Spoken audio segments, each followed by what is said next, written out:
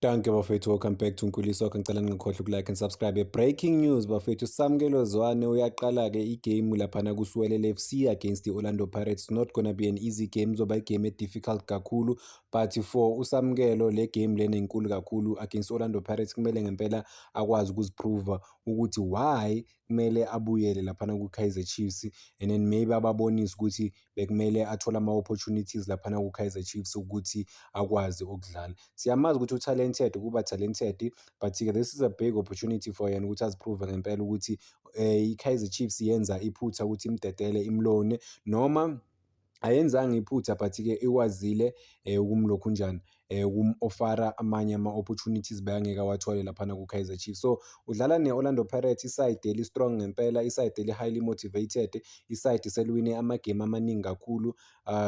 Let's not forget ukuthi labantu laba baqeda ukuwina ini ilokhunjana i-MTN 8, the first trophy of the season. So ba-highly motivated, they're coming to this game bafuna ukuwina ngempela, abadlali they wanna go all out, bakwazi ngempela ukuwina and then baqale i-competition lena kahle. Sikhumbule ukuthi Orlando Pirates-ke last season yashawa iMagesi-ke ku-first game yayo. iMagesi they went on to win the competition, so Orlando Pirates they will try and make sure ukuthi bangazitholi kuleyo situation leyo ukuthi bayaluza. I mean, they've built a formidable team. Masibheka abantu uzwane azoba against bona laphana esiswini ku-Orlando Pirates bafethu, sibheke uNduli, sibheke uNemtanjela, umdlali odlale kahle kakhulu, othole i-man of the match previous game, but sobona ukuthi uZwane uzokwazi ukuzibamba ziqine and then ukukhompyutha nabantu laphana ku-Orlando Pirates esiswini. It's not gonna be an easy game for yena, kuzoba difficult ngempela, but-ke i-test-ke le ukuthi azitheste ngempela against the big boys, ukuthi azitheste abonakalise ngempela ukuthi uyadeserve ukudlala to the highest level, ukukhompyutha on the highest level. I mean, it's very important for yena ukuthi a-approve ngempela.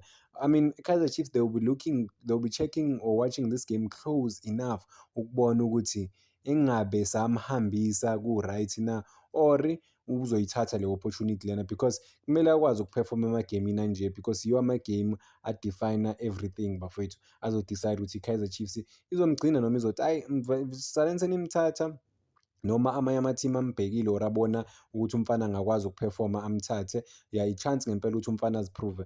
Abantu abaningi bayasho ukuthi uyalazi ibhola, nami I know ukuthi uyalazi ibhola, but isikhathi esiningi ngimbona ngalezi zinto lezi zoku-freestyler. I-work ethic yakhe has to be at the peak bafethu against Orlando Pirates, because kuzomele asebenze ngempela laphana esiswini and then a-dictate mhlampe i-tempo of igame, akwazi ukushaya lawo ma-assist lawo, a-drive i-team forward. Sobona ukuthi uzoba clever kangakanani in terms of i-contribution yakhe overall against ama-Buccaneers. It's not gonna be easy, but-ke yeah, he's a superstar umfana, but he's a superstar in what form?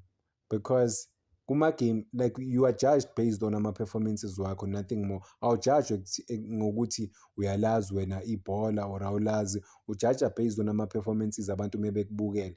Uyalazi ibhola, but egrawundini isikhathi esiningi when he's given a chance or an opportunity to perform, uyaperforma na, and what is he contributing to the beautiful game in terms of ama-team lawa mawamnika ama-opportunities, because Kaizer Chiefs watholile ama-opportunities ukuthi adlale aperforme, but wenzeni lawo ma-opportunities? So I mean, it's another life laphana kuSwelele FC abamnika yona. It's a different opportunity abamnika yona umfana ukuthi akwazi ukuperforma to his best ability overall laphana. Ngicela ukuzibamba la okwamanje, ngithi danko, ngicela ningakhohlwa bafethu uku-like and subscribe. Oh, before ngihamba, Happy Mashiyane naye sobona ukuthi uzokwazi ukuyithola na i-opportunity against i-Orlando Pirates, cause naye uye umfethu obhekwe kakhulu laphana.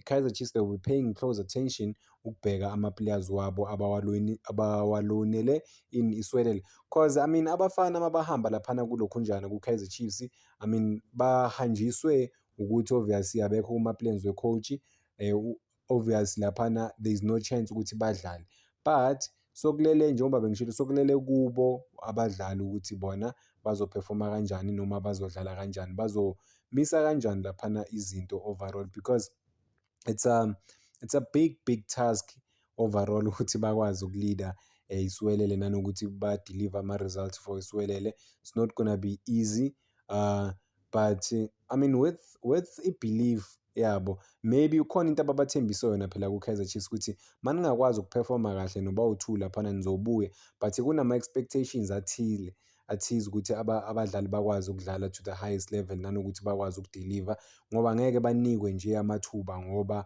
o-Happy Mashane, oZwane, but they really have to perform to their full capability or abilities ukuthi kubonakale ngempela ukuthi bayadeserve ukudlala lapha. Happy Mashane udlala i-left back, yaphinde sithi unokuba i-left wing or ngithi i-wing back, naye umdlali big expectations from yena laphana or ngithi for yena ukuthi abe khona kuleya team leya ukuthi uzodiliva or ngeke akwazi ukudiliva. Big opportunities for ama-player we-Kaizer Chiefs, will they take it or ngeke bakwazi ukuwasebenzisa ama-player? So bukela ama-game sibone ukuthi abadlali bazokwazi ukuwathatha ama-opportunities overall. Danko bafowethu, ngicela ningakhohlwa uku-like-a ni-subscribe.